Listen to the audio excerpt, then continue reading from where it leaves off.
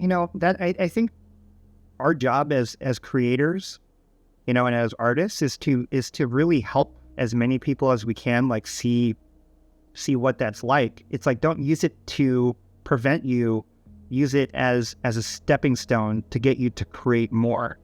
Like, don't use it don't look at it like, oh, you're never going to compete. It's not about competition. It's about getting better and using it to your advantage. But it's also up to us just to keep fighting, right? Like, we just need to keep moving forward.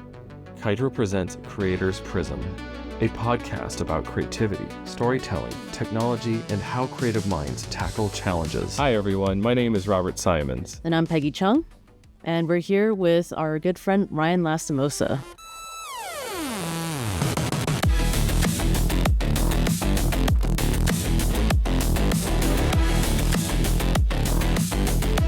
Hi, everybody. My name is Ryan Lastimosa. I am an art director and game dev consultant. I've been in the industry for close to 25 years, between 20, 25 years-ish. So I've had a lot of, I'm very grateful to have worked on a lot of the projects and IPs that I've worked on in the past, some of which have been the Titanfall series, Apex Legends, the Call of Duty franchise, and I've worked on a handful of films, some good, some bad, but I've been in the creative space for a while. So thanks, guys, for having me. Awesome. Thanks, Ryan. So off the bat, but did you ever work at Rhythm and Hues?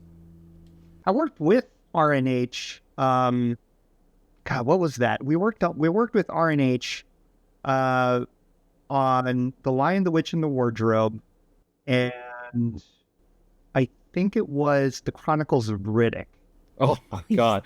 We always joke about Riddick all the time. I think we reference Riddick always in the summertime. Always. I had a blast working on Riddick. Yeah.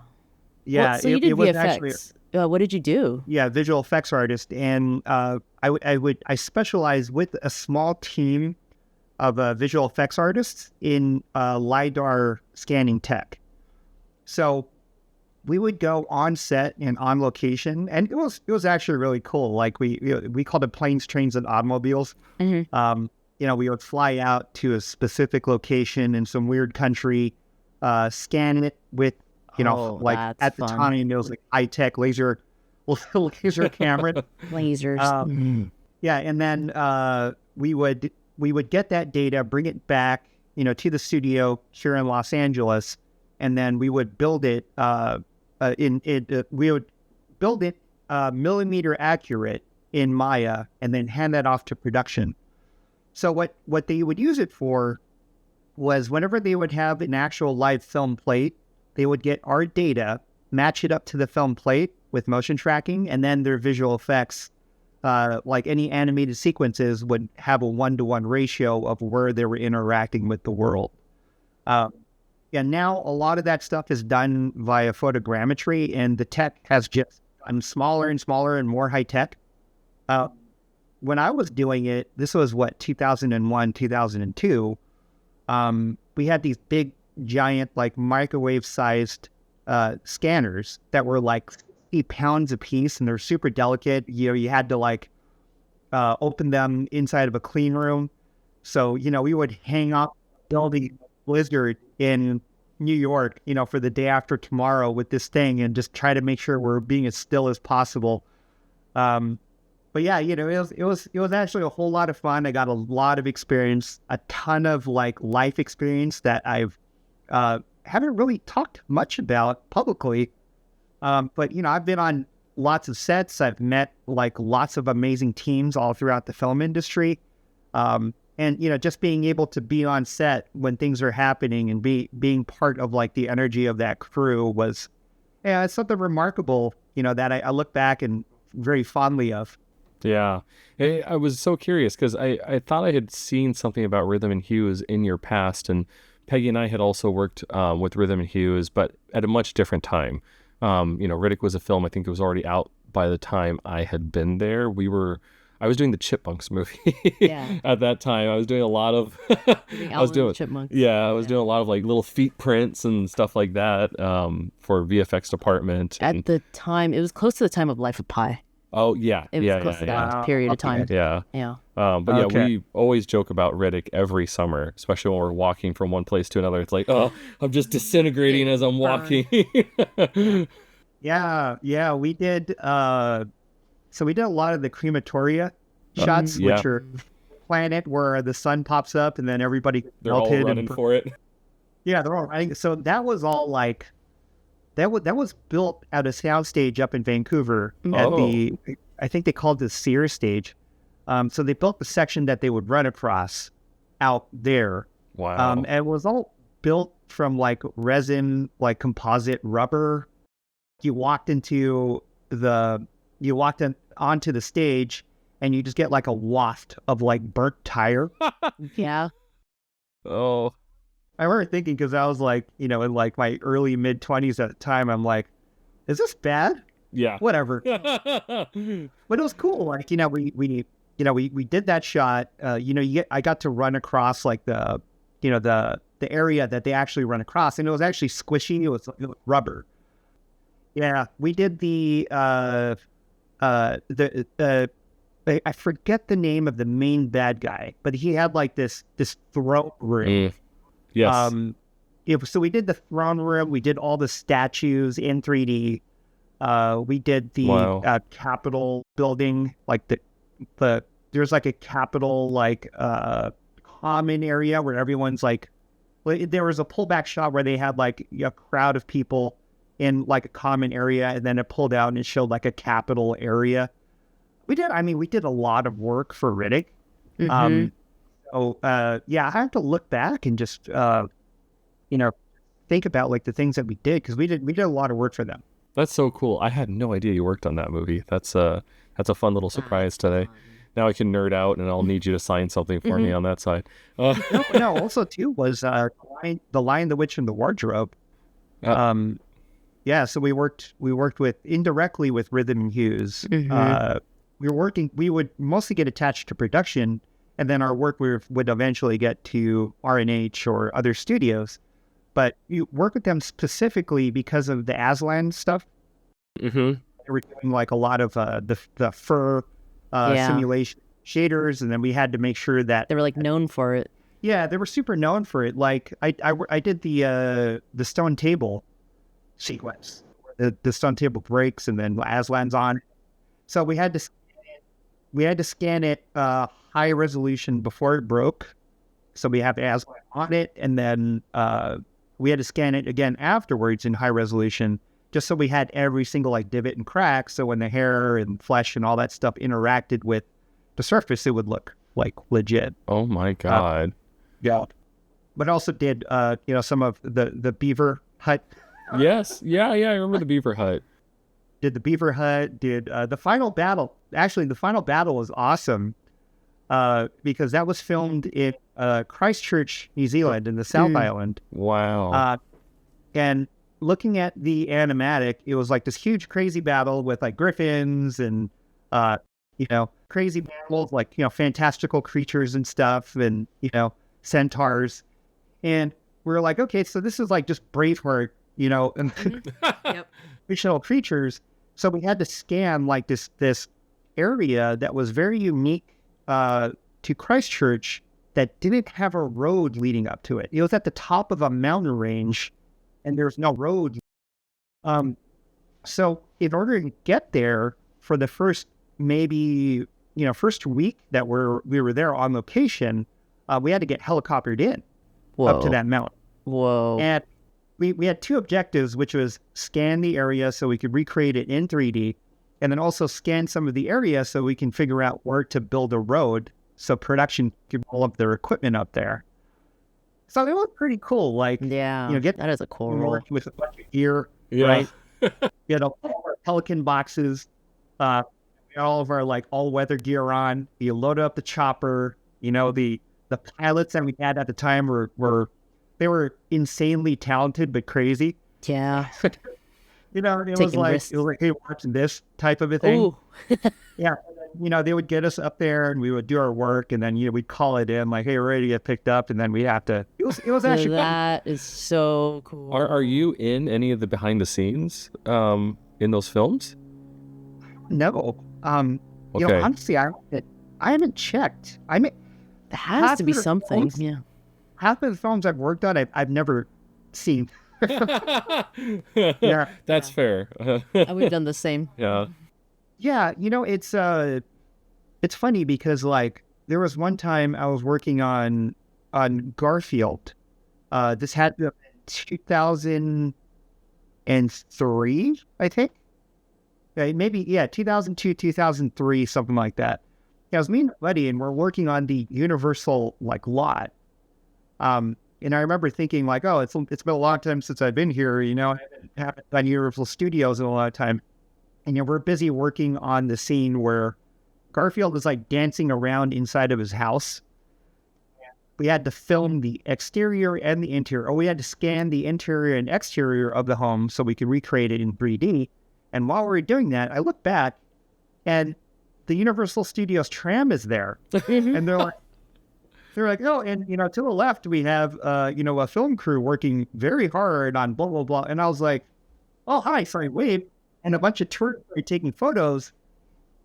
I was in the middle of like something really heavy. So I was like, oh, hi. And I was like doing something. And then I was like, wait, we're part of the ride. Yeah.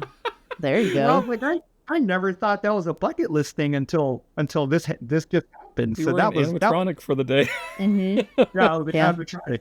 Yeah, it was It's actually cool how they pretty do cool. that Yeah. with a lot. They just kind of let you be there. Wow, Really that's cool. incredible, Ryan. Authentic. So you're talking about that role. I mean, it doesn't exist anymore, right, Ryan? You're talking about like it moved on to photogrammetry. So it's kind of crazy, right? Yeah, that role does exist, but I think it's much less of a production. Yeah.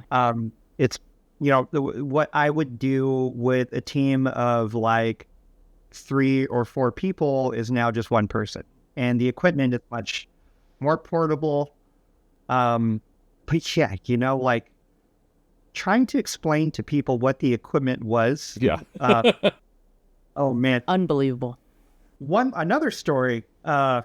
We were on Batman Begins, and so we were filming. There's a sequence where they reveal the Tumbler, the Batmobile. So as myself and a handful of our crew, we were up on the top of a parking structure in the middle of downtown Chicago, which doubled as Gotham City. Wow. We had this high-powered laser scanner up on top of this parking structure, and we're scanning like a 360 of all of the buildings that were in the area because we needed to recreate them for tracking purposes. While we were doing that, we had to have our scanner in a stationary position for like kind of a long time, like 15, 20 minutes a shot. So we're hanging out, we're filming, we're talking to some of the crew that was there. They were super cool and like really helpful. And then all of a sudden, 2 Homeland Security like Urbans roll up, and they drive up and then they block us in. And we're like, what's going on? And, at the time, we had like our communication rigs on, right? So we had like, it was like, they kind of look like tactical vests, right? So we had our camera, we had our camera, our SLR cameras, and we had our radios on us, just for communications. So they roll up and then they get out of the car, they open both doors and they get behind the door and we can't see their hands. And I'm like, oh no, like what? And so we all did this, right? We're like, what's going on? Crazy. And then I was like, hey, I talked to the PA. I'm like, hey, you want to go handle Yeah, this? you do it. You do Like, it. and he's like, he went over there and chatted with them, and I walked over there too. I'm like, hey, is everything okay? And they said that there was a big cell phone company, like I won't name names, but it was a big cell phone company with a big sign that we had our scanner pointed at, and they called it in and said that we had a laser mic pointed at their building during a high profile meeting, and we're listening in the conversation. That's ridiculous. So What? we were able to show them our permits, and we showed them like all the data. It's like, no, we're not doing that at all. And they're like, oh, okay, all good. Like, yeah, sorry about that. Wait, what was the call that was going on? They I guess had they to were made having them like up, right? corporate Oh. like some corporate meeting. Wow. Boring But yeah, minutes. then they walked away. But then when they walked away, I saw that they had ARs ready. They put them away. And I'm like, come on, Oh man. Like, my God. That's crazy. Wow. Well, Yeah. there's never a dull day on a film set, that's for It's sure. true. So It's it's always something. That's been Yeah. my experience as well. Well, it's like not everybody's informed. Yeah. It's something like that, which is nuts. Wow. Well, I And that mean, that wasn't the first time I had, a gun pulled on me. Like it happened again, like for Modern Warfare 1 or Call of Duty 4, in Egypt. Okay. Let's go there. Let's go there. Hear about it. Let's hear about it. We might as well. Yeah, we were, when we're working on Call of Duty 4, Oh, wait, quick thing, Ryan. Are you a 3D artist or what are you here? I was a 3D artist. Okay. Yeah, specializing in hard surface weapons and vehicles. And you get to be in Egypt, okay? Well, yeah, it was myself and one of our environment artists. Mm-hmm. We went because we volunteered, but also we were able to blend in. And yeah, when Activision sent us over there, it was we had a very strict and stringent insurance policy in order for us to go there. And this was in 2006, I believe, when we went. So we went because we were trying to recreate a fictional Middle Eastern city, and the shots that we had of like Burbank alleys just wasn't cutting it, right? yeah. Yeah. This is like the airport, like Burbank Airport, right? It doesn't look right. So we got the approval to go to Cairo. Wow. And, this was before the Arab Spring, but it was still kind of dicey. Yeah. Right. Yeah. It was a beautiful city, right? The people were amazing, and it was like one of those experiences I'll remember for my whole life. So we get there, and it's myself and an environment artist, Sami, still a good buddy of mine, and we went with SLR cameras, and we had our photo referencing like schedule all planned out. We had each location that we were going to shoot and film. And it was a small operation, we were just going to get in and out very quickly. We get to the Khan al-Khalili market, right? That was like a priority for us. And I don't know if you're familiar with the Khan al-Khalili market at all. It's the market from Indiana Jones where they have the guy with the scimitar. Oh my God. Okay. Yeah. That market's been around for like 1,000+ years. And it was a market that, in the spice trade, it was like the biggest hub of everybody coming in from all over the world. And we had to go get footage from that area. So we went in. It was amazing, right? Sights and sounds and smells like spices and incense and people trying to sell you stuff. And it was like Tatooine, like in real life. It was legit. It was so cool. We got so much cool footage. But we got to an area where there was this really cool building, and we could tell it was like a government building because they had like the flag on it. So we shot some photographs of it, and while we were doing that, we had a guy come out in a leather jacket, and it's a leather jacket in like 100+ degree weather, right? So he comes out and does this, and he's like, La photo. I mean, no photo, right? Yeah.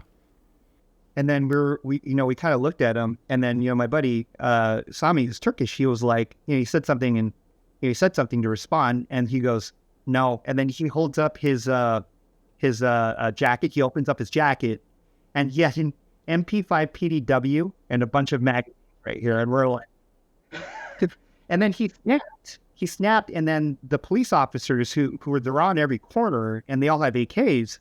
They came over at the ready, and they were like, "What is it?"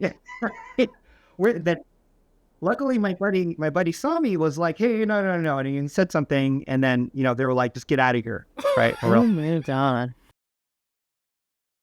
Oh my God, Ryan! What year was this? Because this was for, which Call of Duty was it again? That was Call of Duty 4 Modern Warfare. Mm. Yeah. So Wow. we did. So some of the Oh, footage. we played a ton of that. Yeah. When you go and I think I know exactly the spot you're talking about. Mm-hmm. you have to fight your way to get to Warpig. Do you guys remember that? Yeah, where you're with the U.S. Marine Corps, which I'm like one of the saw gunners on the squad. Yeah, the main boulevard is like the main boulevard from Cairo, basically.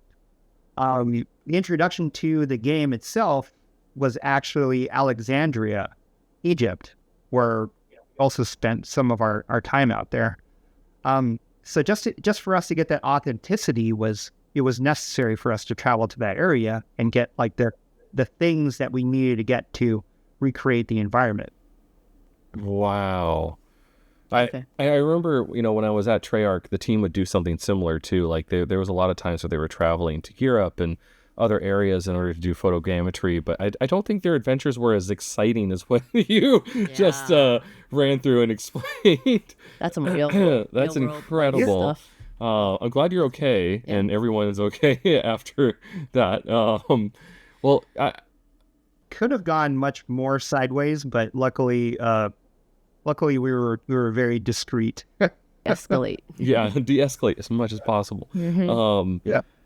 You have so many stories, and I want to continue to pull more out of you, especially from Titanfall and other projects. But I want to do a little bit of a reset too.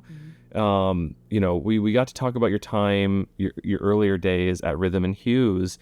But I think, going back to the overall theme of the podcast and kind of finding creative solutions to problems or even new adventures that you're going into. How did you get into the entertainment space? Like, where did you start out at initially? Going all the way back to the original days. I originally started out by wanting to be a 2D animator for Disney. Wow. That was Yeah. my That's valid. objective. I wanted to be cartoons, right? Like, growing up watching Robotech, Macross, Yeah. Transformers, G.I. All that stuff, all the kid stuff. It's like, yeah, I want to do that. I want to make, like, I want to tell stories. I want to make movies, right? That was the thing. Movie Magic came out, and that was something that, I would watch like religiously. I love that show. Do you guys remember that show on? I think it was like the Discovery Channel, like when it was actually the Discovery Channel. I remember Discovery Channel at that time, but Movie Magic, is that what it was called? It was called Movie Magic, and it came out in the late 90s. And it was like, it showcased, it was basically Cinefex, the TV show. It was so cool. Yeah, like Dennis Murin and, Stan Lee, like Winston, all these different, major players in the visual effects industry and special effects were, so that totally inspired me. I wanted to be part of this world where I can help tell these amazing stories, because I was moved, as a child, even to with amazing storytelling. So I originally wanted to be an animator. Went to school specifically for 2D animation, and then I shortly changed my major to 3D, because I felt like the sculpting was much more my speed. Yeah. Mm-hmm. And the technology was also transitioning from 2D to 3D. Wait, this was late 90s, early 2000s? Yeah, this is like, I went to college in 99 and then graduated in 03. That was a huge shift during that time, because I think there was a lot of 2D animators from Disney that were let go during that time period too. I remember. Yeah, Pixar and big push for 3D in the future. And push. And luckily for me, I was able to kind of tap into some of that talent. At the school that I went to, the Art Institute of Los Angeles, we had an animation instructor by the name of Ruben Apodaca, and he was a 2D animator. He was quite up there in years by the time he was probably in his 70s by the time I was learning from him. But he worked on the original Jungle Book, right? Like, he talked about when the man would walk the halls, and he would get feedback from Disney himself. Yeah, so it was like history, right? So he also was one of the lead animators for Alvin and the Chipmunks, and I think he had a part in its creation. Incredible. And dude, like, so he had his class, and the first lecture that he had in his class was, okay, there's such and such people in the class. Everybody raise your hand. You, put your hands down, right? So the majority of the class had their hands up, and he said, all of you with your hands up, and I'm not saying individually all of you, I'm just saying this number of people, you're not going to make it. The people who have their hands down, this is the amount of people that are going to make it in the animation industry, in the entertainment industry, because that's how hard you have to work. It really has not changed in all these years, right? Because we had a very similar thing when we joined Art Center. I still remember our first day with Scott, and he told us the same thing too. He's like, less than half of you are actually going to make it in this space. It's true. Yeah, a lot of it is skill, but it has a lot to do too with who you meet, and also luck. What's happening in the space? Who needs work? Who needs things done? And if you want it, really, because it's like how bad do you want? Yeah. How bad do you want it? I mean, also, keep going. Yeah. Also, your reputation. Yes. Right. Your reputation we have to back up your reputation. If you say you're going to do something, you better damn do it. You better deliver. I mean, it's also, I think, Ryan, what you're touching upon too is like adaptation, right? Because the span of time, the time that you've been working with 20, 25 years, you said, how often are you having to reinvent yourself, right? It's quite a few times. I look at it like... Or evolve, I guess. Yeah, you have to evolve and you have to adapt. But I also look at it like leadership, right? Like leadership in any capacity doesn't mean that you get to a leadership position or you become a leader and you're good. You're free and clear to sail, as trouble-free as possible. That's not the case. In fact, you have to work harder when you become a leader because you have to constantly earn the respect of the team. Like if you think that the team is going to respect you just because of your position, that's BS, right? Like you have to constantly earn your respect, right? So, and I think it's the same thing when it comes to just your skill set, right? Like evolving, adapting. You have to constantly be moving forward. It can be leaps and bounds one day, or it can just be moving the needle forward, like a day at a time. So reinvention, I think, is also part of the creative process. Yeah. Mm-hmm. I mean, I think that's like a kind of a thing that I think when you're young, you don't really think you really have to adapt because it's so normal. You're like, yeah, I'm going to pick up 3D, I'm going to pick up, 2D, I'm going to pick up VR, whatever it is. But I notice people as they get into the 30s, that's when they're like, I'm like, I don't want to learn this new thing. I don't want to do this. And it's like, you think you're the only one going through it, but everybody has to, evolve or learn new things, or you kind of get left behind, or you don't get to, it's like, broadening your horizons of like what you're creating, how it can be, better or different. But also like following the trends of the industry as well. Yeah. And also it takes a little bit of like not taking things too personally. Like, and I know it's hard, especially with AI, it's very difficult for us to kind of consider like, oh, am I am I delivering what I'm capable of delivering? Does that mean like the work that I'm contributing to this project or my application that's going out to this particular organization or studio or what have you, it's being denied? It's like, it's hard to not take that stuff personally, but we also have to be understanding of where the industry currently is at the moment with, AI as a tool that's completely, like turned everything on its head. Yeah. Disruptor. Yeah, it's a total disruptor, right? Yeah, that's what I was looking for. It just, we need to adapt to it. Mm-hmm. And we also need to adapt to the fact that AI is a tool. It's still not going to replace like good, honest human creativity. Yeah. Mm-hmm. We still need to use it, and it is an accelerator. Like I use it, and it helps a lot when it comes to ideation. Well, it's similar to what you had mentioned earlier too, of like the late 90s, early 2000s, in that time period of this crazy shift that was happening in the industry of traditional artists being let go, 3D artists being hired by massive studios like Disney. We're seeing something similar again now. And it's new technologies, it's new ways of doing things that are sort of evolving as we're in it currently too.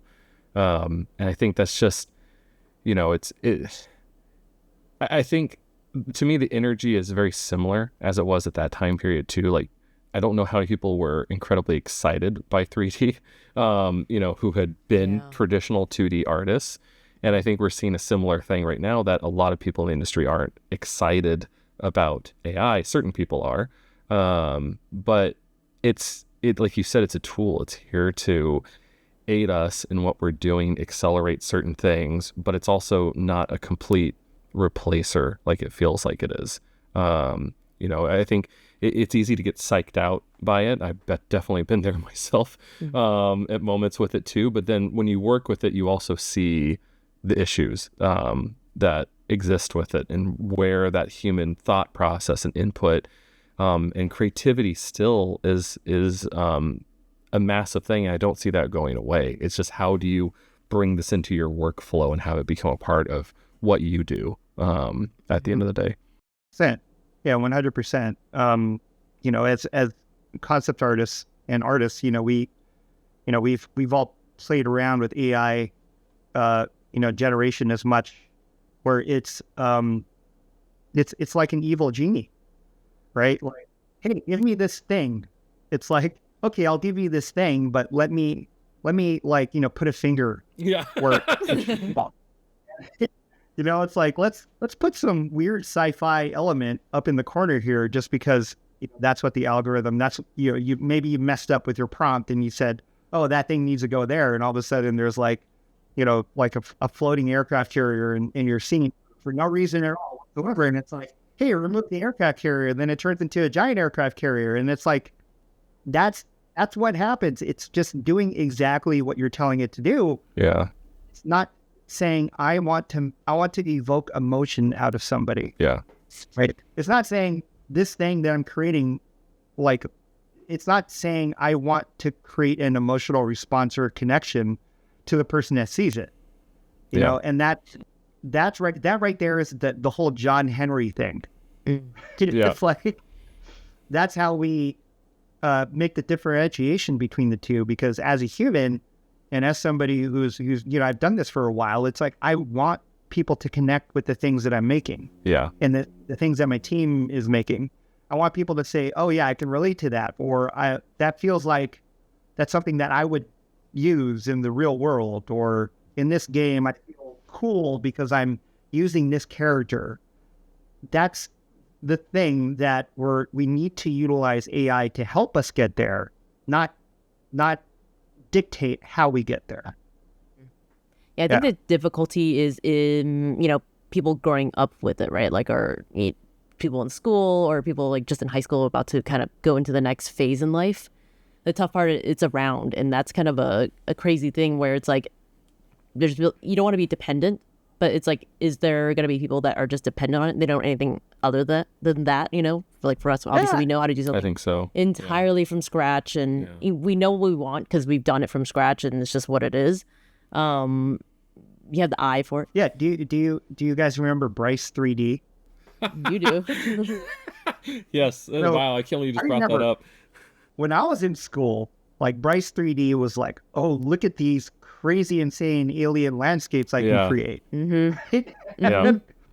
People were thinking, and at the time it was cool, but it's basically you're creating like GeoCities backgrounds. Yeah. You were. Well, I got introduced to. I was a kid at the time, but my brother was working at Nickelodeon on a show called Invader Zim, and then eventually, he was a voice. He was the voice of Gurr on the show, but he also did a lot of background work, and so he was at this time period where he saw SpongeBob being done traditionally, and then it went digital, and their show was just digital no matter what. Like when they came in, they were just doing things digitally, but he would just come back and tell me stories of like, traditional artists that are working there that are having to switch over to digital, and he would find like paint on the monitor because they were doing like paint mixing like right next to it just to make sure they could get the colors they wanted to match the show for SpongeBob. But he was also a proponent of like, the industry is changing, everything is going digital, you need to start learning 3D. And so he gave me Bryce 5 at like,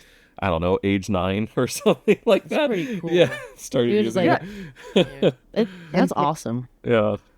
Yeah, and using Bryce, it's like you feel like a god, right? You're, oh my god, I can create anything, and then you start thinking like, oh, what else can I create? Yes. So it does two things, right? Yeah. It gives you the inspiration for imagination, but then it also gives you the possibility to create something. So when I was teaching, and then some students would say like, oh yeah, just like I could use Bryce for this project, right? It's like, no, you can't. Like, yeah, you have to use like I was teaching Maya at the time, so I was like, no, you got to do it in Maya, you can't do it in Bryce. And those were the same students that I would tell them like, yeah, Bryce is located right next to the Yoda button. If you want to create Yoda, you just hit a button, and then the computer will make it for you. And the students would be like, wait, there's a Yoda button? Oh, dude, man, like common sense. Yeah. The computer doesn't make things for you. You have to make it. Yes, it might look like it's accelerating the process. Yes, it might look like you can hit a button and you can create Yoda with this crazy rig. Bryce gives you like these insane alien landscapes, but it's to circle it all the way back. All this stuff is a tool. Yeah. Mm-hmm. It's all tools. It's not going to do the work for you. What people are looking for is like they want that excuse to have the work done for them. But the hard work still needs to get done regardless, no matter what. Yeah. It's just going to happen. So you have to. That's what I was teaching my students, and that's what I run with my teams. It's like, no, we can take shortcuts, cool, but sometimes you cannot shortcut something. Yeah. Mm-hmm. If you want quality. Yeah. No, it's real. I mean, I think that that's kind of the thing that kind of hard to define, right? But that's the thing. Like everybody has like the shortcut, or I guess you could say the masses have the shortcut right now, but they don't have the foundation. And I think that for me, as for artists, creators, I want them to know that it's like you're supposed to continue to create, whatever you want. You don't have to use AI. Do it the way you want to do it. But this is the time, like, because the foundation, you have to keep going and pushing for it. The noise of like what's out there for AI and that can be, I don't know, they call it like slop, right? It's just going to be there. It's fine. It's going to become bigger and whatever it is. But, I think that people shouldn't be discouraged from creating still. I think that's the part that is sad to see when people post. I mean, obviously they get pretty sad about it, but there's a lot of people that post and they like don't even want to create anymore because of it. This is the time you have to do it even more now. Like you have to push. And, that I think our job as creators, and as artists is to really help as many people as we can, like see what that's like. It's like, don't use it to prevent you, use it as a stepping stone to get you to create more. Like, don't use it to don't look at it like, oh, you're never going to compete. It's not about competition. It's about getting better and using it to your advantage. And I think it's our duty as people that have, we've shipped games, we've done films, we've done TV, we've done a bunch of stuff that, have touched millions of people. And I think it's up to us to say, no, this is how we make these things, right? We have to keep perpetuating that creative energy and that fire. We have to make sure that it doesn't extinguish with people because, the last 3 years, in particular with the game industry, a lot of talented people haven't had the opportunity to do their best work. As it sucks, it's horrible, but it's also up to us just to keep fighting, right? Like we just need to keep moving forward. Yeah, I mean, I desperately want to see more creations from friends and people around me, colleagues. I'm always for it. I want to see more. And again, like seeing people discouraged from creating is saddening, but the AI stuff is not going away, but your ideas, you got to keep pushing, keep getting it out there and sharing it with people. It's sharing it with people now, like, something that I've been getting into, what is it, Hades 2, right? Like, oh, yeah. Yes, I've been wanting to play that. Fantastic, man. It's such a it's fun. game. Unfortunately, Battlefield has also just sucked a lot of the time out of my life. Yeah. Because it's back and dude, I can't even touch it. Just the thought of it, it's like, oof, I lose hours just thinking about it. And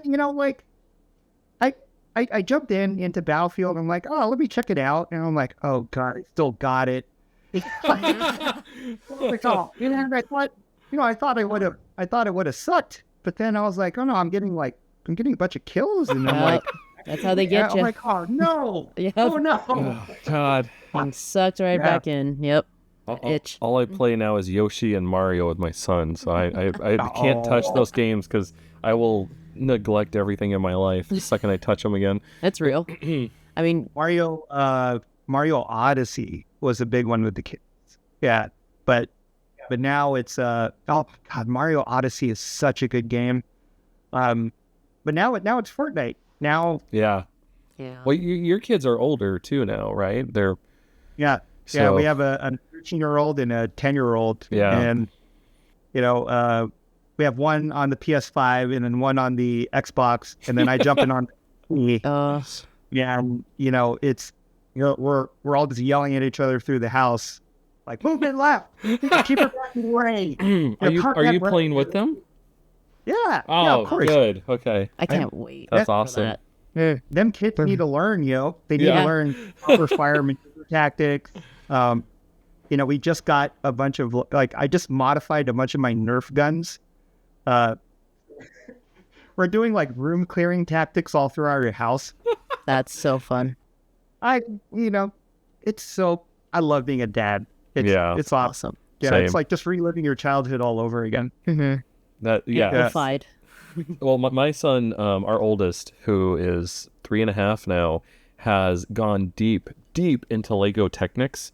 You're not supposed to touch that stuff. Well, I mean, you can, but it's on the boxes. It's all ages 8 and 9. But he just sits there all day, just building all sorts of little things now, and I love it because he hasn't picked up the drawing bug, but he's definitely picked up an engineering bug at this point, and he's always just trying to make little gear things work and stuff like that. And I'll do my work and come back throughout the day, and he's just building something over there, and it's just great to see his brain on fire. Is he also using the engines and pulleys and stuff? He is. Yeah, so he's using motors. I helped him build a little robot the other day that had punching gloves, because we'll play Yoshi's World. In Yoshi's World, there's a giant mecha Yoshi you can play that just goes through the level punching. So we built that. I'll put up a little video here of it later too.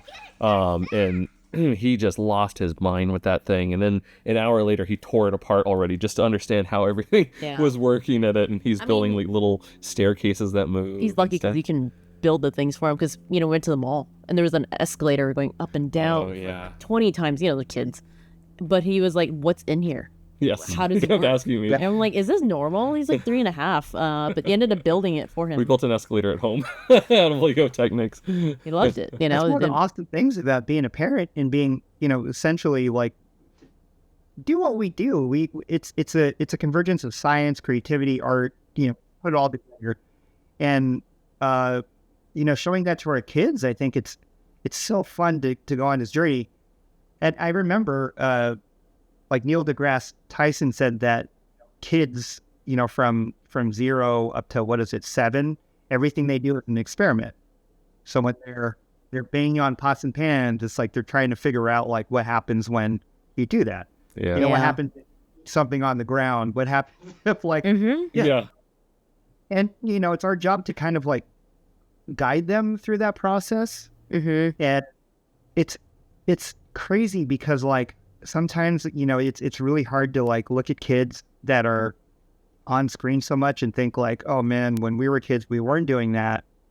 But also too, when I'm thinking about the availability for awesome things in this world for kids to do, There's a lot. it's a hell of a time to be Yeah, exactly. Oh, so with all these like, crazy, amazing things to do. And it comes down to us having to make sure that they're doing stuff with their hands.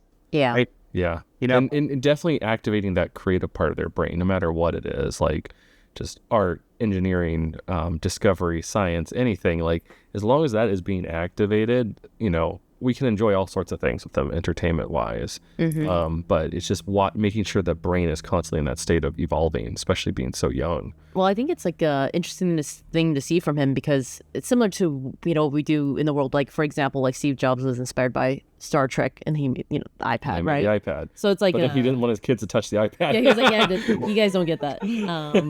But our son was watching like videos on this guy building Technics with like Legos, and then we got it from him for Christmas, and he was like, what? Like the things, it just made so much sense for him. He was like, oh my god, this is the thing. Yeah, usually our mornings now is like 30 minutes or an hour of just watching people building Technics, and then he goes on throughout the day just building things that he saw or building his own things. Now it's like, oh my god, thank god he's not watching Paw Patrol again. Yeah. He's watching Lego Technics. But he's And it taking it doesn't- in. That's good. Yeah, and it doesn't need to be something like it doesn't need to be a crazy high value production. Like with Enzo, my 10-year-old, we were waiting for a flight one day, and I was like, "Hey, you want to try filming a scene with yourself?" And he's like, "What do you mean?" I'm like, "Dude, one shot is you're wearing this thing, you're sitting in a position, and the next shot you put on a hat, you put on a jacket, and then you sit in a different position, so you have a conversation with yourself." Oh, And he's like, yeah. Oh, that's And then- awesome. Yeah, and then I showed him. I was like, okay, do this, and then we cut it together on my phone. And he was like, how do I get like myself on the screen at the same time? And then I showed him like, splicing together a video. Yeah. That's what got him thinking, and now he's like making like all these like crazy comic book, Wow. kind of like student films. Yes. That's the type of thing where it's like, okay, if you're using screens, I want you to be creative with them at the Yes. very least, Mhm. right? Yeah. Like, yeah, certain games like the Maker games for the Switch, Yes. or Yeah. those games are cool. Like, was it the Mario Lab? I forget what it's called, but that one is something that the kids are playing for a while, and Minecraft, right? Yeah. Like, Can't wait for that. I think Minecraft is pretty dope. Just the We ability. haven't touched that with him yet. He can play certain things. I know once I open that can of worms, it's Ooh. over. He's gonna be like, wait, we can build in these games now. Yeah.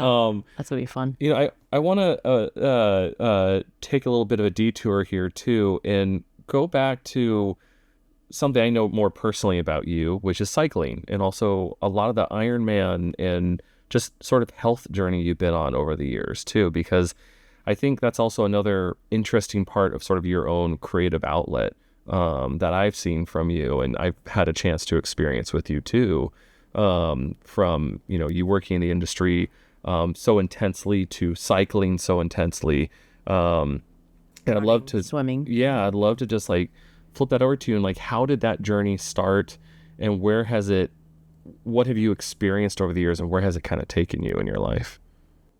Well, it started because I've been a lifelong martial artist. I was doing MMA in like the mid '90s, and Wow. Oh wow, the really early times. yeah, it was really early. Those are like free for all. Yeah, Yeah. it was like, yeah, I'm one of those forever blue belts. Like I got my blue belt in the late '90s, and I've never tested to get more. But I've always been training in MMA and Brazilian Jiu-Jitsu and stuff, and Philippine martial arts. But there was a time where I was getting tired of like going to meetings at work with like bruises, bloody noses, and like just like beat up, and it's like, well, I mean, what happened to you? And then I got to a point where I was like, you know what, maybe I need to switch gears a little bit, because training in the martial arts it's awesome. It's extremely humbling and grounding, and it gives you like a lot of perspective and helps you build character. But I also like found myself just being really aggro. Oh. Yeah, and I'm like, maybe let me take a seat, like let me take a step back. So Bringing I that intensity to everything. I love it. Like up your I don't wanna- testosterone. Yeah. yeah, exactly. I don't want to just apply that energy to everything. So I've told the story a few times, but I can make a long story short. I used to have severe obstructive sleep apnea, and it was bad. Like I had a BiPAP machine, not a CPAP. So a BiPAP is pressured in and out, so it breathes for me sleeping. Wow. I was in a bad spot. Like I was got a red zone for a heart attack or a stroke before How my old were you? 30s. This was like, my mid-20s, mid to late 20s. Oh wow, that's so Wow, young. that's very early. Yeah. And I'm 46 now. So roughly around the time when my late 20s, it was like I was like 28, 29. This was like 2009-ish. I got a surgery, and I got, my tonsils. It's called a UPPP, where they go in and they basically drill everything out so you can breathe. Oof. So I got rid of the BiPAP machine. I got rid of, a bunch of like the blockage that was in the area. And while I was recovering from it, it was like really hardcore. Like it was painful to get my tonsils, adenoids, and uvula cut out. It was like gnarly. So, I was on a bunch of painkillers, and it was a Christmas party where I was hanging out with my uncle who had Parkinson's. And I'm on my painkillers because I'm recovering from the surgery. He's on his meds from Parkinson's, and we're flipping around the TV while the whole family is like having fun, drinking at a party. We're just sitting on the TV. And the Ironman World Championship on NBC pops up. And, we're all like, kind of like, we're derpy, we're on our meds. And I'm like, why the hell would somebody want to do this? This looks stupid. Why would you want to swim 2.4 miles, ride 112 miles, and then run a marathon in like 90-degree heat in Hawaii? I was like, that looks stupid. And then my uncle goes, hey, that looks like fun. And right when he said that, I thought in my head, like, hey, you're never going to be able to do this, but I might be able to. And the fact that it looked stupid and it looked painful and grueling was also the fact that I was like, hey, maybe the new thing that I need is something completely different from MMA and game development, and it needs to be something, maybe it needs to be this. So I was already cycling, and I figured like, okay, I can kind of run. I suck at swimming, but whatever. What if I just did all three? Like in triathlon, they say, why be good at one sport when you could be mediocre at three? Jack of all trades. Yeah. So, like balancing my work life, we're in work-life balance, and, that intense, like, creative problem solving you have to have in game development. I had to balance it out with something. And I just picked up triathlon. I picked up endurance sports, and I've never looked back. Like I look at endurance sports, like you don't have to go 100% all the time. When I'm training at a very low effort, a very low percentage, because endurance happens when you're just being consistent. Yeah. Not when you're just hammering things and getting yourself to getting injured like every week. Endurance is a lot like creating the same type of muscle memory for development, or creating the same type of muscle memory for creating amazing art. You have to fail. You have to consistently do something and fail and retry it again. You create the same line over again, then you're like, wait, that doesn't work there. And you draw it over again, and it's like, okay, now it works, right? You add a different shade, you add a different, you invert your image, and it's like, okay, that works, but this doesn't. You have to consistently commit to that process in creating art and also in endurance sports, because if you show up every day and you go for a run and you have an objective for every run, before you know it, you're going to be improving in your physical capacity, in your anaerobic capacity, in your strength and conditioning. Like these little things that move the needle forward are the things that make up life. They make up how we progress in life. And all the journeys that we have and all the fun, crazy stories that we can think about from our past come from us going, I need to do this thing. Mm-hmm. And that's how we get, that's what life is. It's everything in between. That's amazing. I mean, so here you are watching this Iron Man. You're like, man, who would do this thing? And then, did you say it was your uncle? It was my uncle, yeah. Your uncle saw this and was like, wow, this is really cool.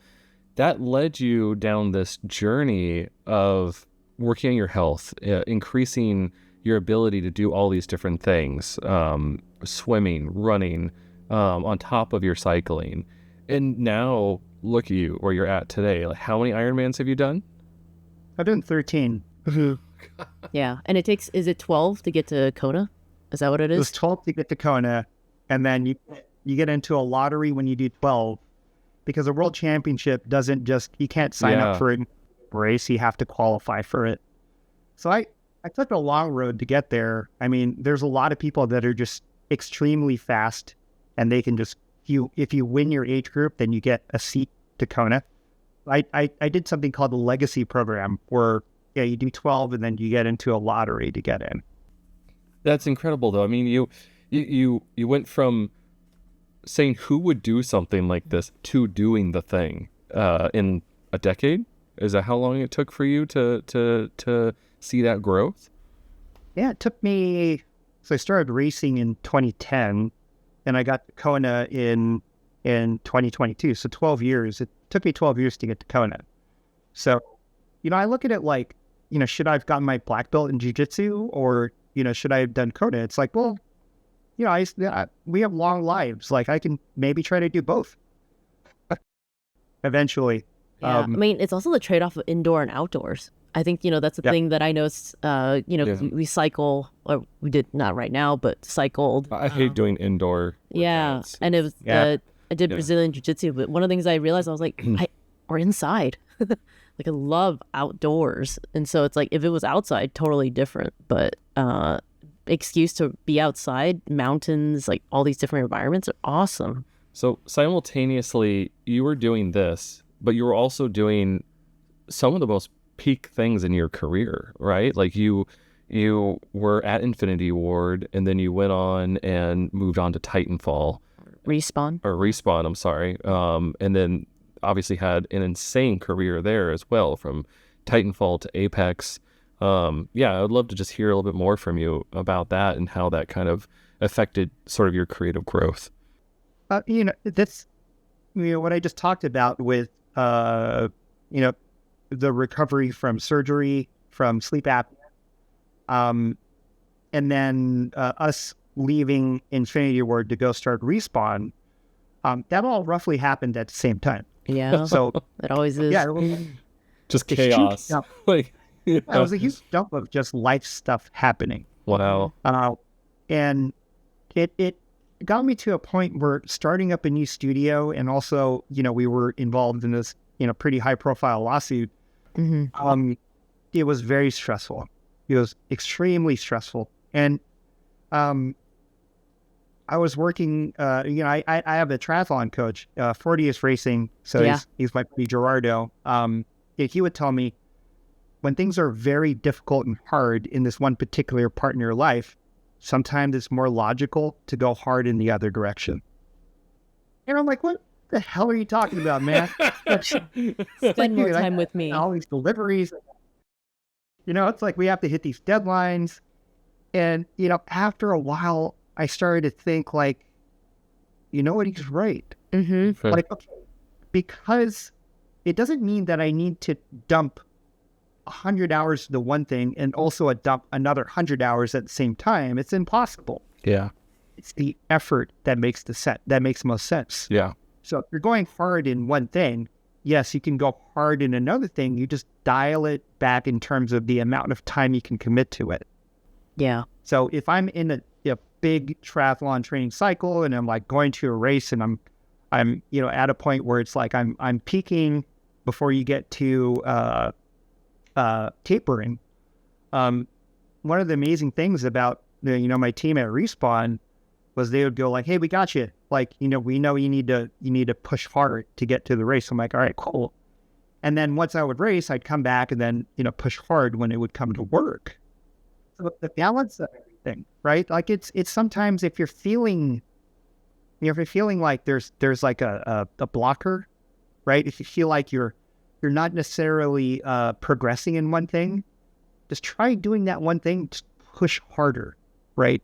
Like try to push harder. If that doesn't work, change it up, go to something else, like go to knitting, go to hiking, go hardcore in that for a while, because the thing that is a creative blocker for you, it'll reveal itself in everything else in the world. I love that. I don't know if I've had that same thought process, but I've seen what you're talking about play out in my life in different ways. And every time I've kind of stepped away from the thing and done something else, this thing, in a weird way, universe, magic, whatever, it starts to move on its own. It starts to write itself. It starts to write itself, and then it gives me time to come back to it at that point. Yeah, I think... I'm sorry, go ahead. No, go ahead. Well, Ryan, you're talking about how your coach was like, oh, go harder, in your training when, whatever at work is going crazy. I think that there's something there. And if people don't have like regular exercise and you never like schedule it in and you think like, I don't have time to go run. You're like, I have this thing to do. But it's like, you need a home, to me, it's like you need this one, like you said, consistency. It doesn't matter if it's like, it doesn't have to be hardcore, large amount of time, but something that grounds you, right? It's like out of all the things at work that's like going wild in every which way, you at least, you have your training, your schedule, you got to do it. It's the things that you have control over is really your attitude. That's the only thing you have control over. And when you have control over your attitude, that's the thing that controls what you commit your time to. And if you commit your time to like just doing something for 30 minutes a day, it doesn't need to be, like cliff jumping or anything insane. It needs to be like, go out for a walk, right? Walk your dog, go for an easy run. You don't have to like win any races. Just go for an easy run. Go for a quick spin on the bike. That is, for me, I think that's therapy.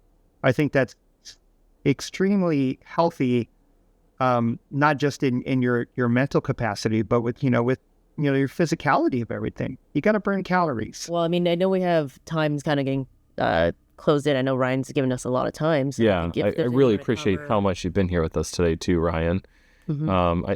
I think what you're probably getting at is Ryan, is there anything you kind of want to leave us with today? Is there anything that you're working on or anything you kind of want to share with the audience? Anything you want to plug? I mean, there are a few things that I can't, I'm just itching to plug some stuff.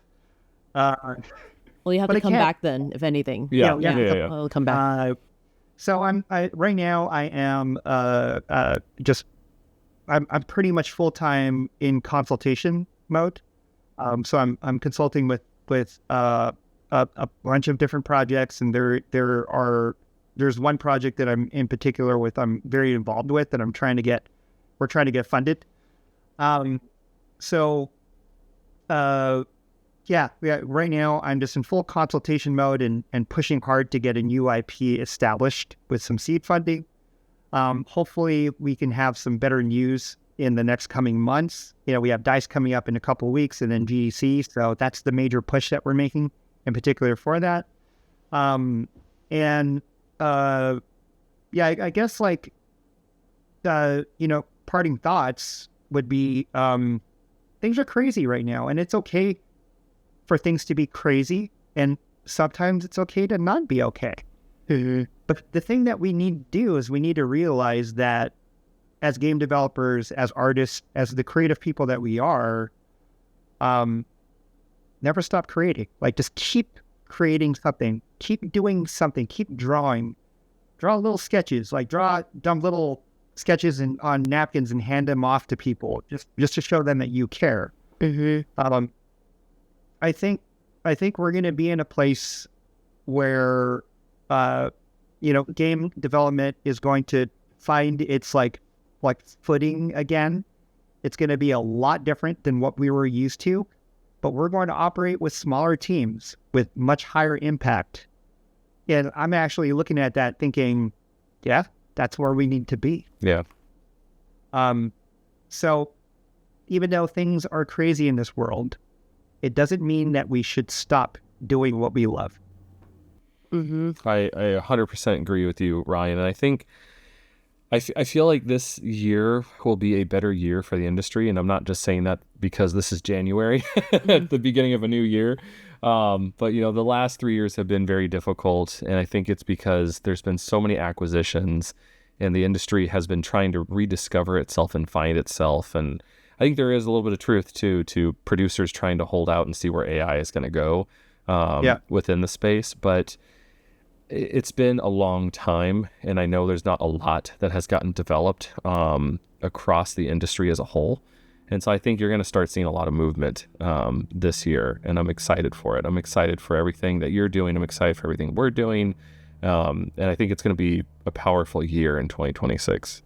I 100% agree. I think there are a lot of super talented people that aren't just sitting down quietly and saying, well, I'm just waiting for... No, we have a lot of amazingly talented and highly motivated people that are way smarter than me and much more motivated than me that are actually getting after it and hitting it hard because, they're looking at everything and saying, no, like no one's going to come and save us. We need to go after it and we need to go get it. And it's easy to forget that that's what we need to do. We need to go and get it. We can't just expect it to happen for us. We put in the work. So if that work is just like a little bit each day, by the end of a week, a month, a year, you're going to have moved in a direct, right? I mean, so that's very true. Yeah, keep moving. Just keep moving forward. I mean, no matter what. One thing I do see out of all this, like you said, it's like, it's been very comfortable for a long time. It's really uncomfortable right now in the last few years. Still uncomfortable, but I think that the thing I do like from it is that it's making people soul search, right? It's like question, did you like what you were doing? Is it really what you want to do? Is it, it's like, what else did you want to do in your life? If it's, still game development, is it still, the projects that you were working on? It makes people really question themselves. Yeah. Because you kind of have to, right? You're kind of stuck with yourself if work is not coming through and all that. It's like, it really forces people to just take a good look and really think about it. It's that 5% rule, right? That 5% rule. It's only 5% of people are going to remain and stay or actually make it. And it has gotten me to a point where I've actually considered like, okay, what, do I still need to be in this industry? It's gotten me to think about it, but it's also gotten me to also reinforce the fact that absolutely 100% to the core of my being, game development is the thing that I absolutely completely love to do. And I'm not leaving. Like, I'm not done yet, right? What I'm thinking is there's like so many teams that I can partner with that we can make amazing work. We need to weather the storm.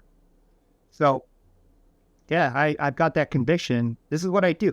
I make video games. Like, I'm a game developer. Art director, but game developer first. I love it, Ryan. You are you. such a passionate person, and your energy has always given me sort of a new flame every single time I've hung out and talked with you. And inspiring. Yeah. So I just really appreciate you so much for coming on here today and talking with us on the podcast. Yeah. Yeah, thanks for having me, guys. Thanks, Ryan. We'll have to have you come back then. Yeah. Or we do a podcast when we're climbing Fernwood. Oh man, we didn't get to talk about any of that. Oh, Ryan almost killed me, but PewDiePie did that. I think he was in a big ride. Did he? He just live streamed it as they were like talking about oh stuff. my god, It can be done. That'll get clicks. we need to do that. I went to end this out. I went on that ride with Ryan, and I have a gravel bike, and it's a specialized gravel bike that has an adjustable knob for the handlebar on the front of it. And I was convinced when I started that ride with you that thing was locked. As locked as it can be. It still has some give. No, I had that thing. I don't know what I was smoking or what my brain was going through, but I had that thing turned all the way the other direction. So going all the way up Fernwood, this thing was just shaking on me and like a clown car going, and I just did not put two and two together until we made it down to the bottom of the other side. And then I realized I had give, and I was like, what did I just do? You know, Fernwood. Hey, shout out to Jung Park. He was there too. When he used to ride his bike. I don't think he does anymore. Yeah, well, these guys were awesome. I had to stop like every freaking 10 minutes to catch my breath on that ride. Like not even. I mean, Yeah, well, we went up a different one. What was the one that we went up then, Ryan? You were coaching me up it, and I never had that happen, and it was like such a funny experience. It was the one in Santa Monica that we went up with you. It was not Mulholland, Mandeville. Mandeville. It was Mandeville. Yes. I don't even know No, how many it was degrees. Was that 6 degrees, 7 degrees? I'm not even sure it was that extreme or like that high, but I was dying because I never did hills. Yeah, I remember that. It was. I mean, it's like a 6% grade. Mm-hmm. Like I think it maxes out at 8. Yep. So I remember that. Flexible, but again, like it's not about how fast we did it. We just did it. Yeah. I was like a turtle. Ryan coached me like I think I have footage from that time, so I'll share 30 that. minutes up, just coaching me, but that's like the epitome of Ryan. I think of you, and I think of that moment, and I'm like, that's Ryan. You know, awesome mentor. Hey, trying to get everyone to the same place together, alive. Yeah, I love it. Well, thank you, Ryan, again for being here with us today, and appreciate you so much. And we're gonna do this again. Awesome. Likewise. All right. Bye, everyone. Bye. Thanks for listening to The Creator's Prism. If this episode sparked an idea, share it with someone building something too. You can find links to our guests and their work in the show notes below. Keep an eye out. We're launching Kaidro the Relic Manga Volume 1 on November 10th, 2026, the first of 6 books in the Season 1, published and distributed by Storyteller and Macmillan. Don't forget to follow the podcast, subscribe, and add us on all socials under Kaidro Chronicles. Leave us a comment and let us know what you'd love to hear next. We'll see you next time. Keep creating and keep experimenting.